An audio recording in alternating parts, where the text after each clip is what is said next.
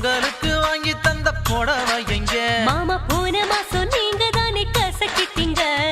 தீபாவளிக்கு கொடுத்த ஜாக்கெட் எங்க மாமா போன வாரம் நீங்க தானே கிழிச்சிட்டீங்க இருக்குன்னு விலகுறியே என்ன கிறுக்க நான் நினைக்கிறியே ஏய் நறுக்குன்னு பிடிக்கிறீங்க நானும் முறுக்கு பொல்லொருங்குறேன்னு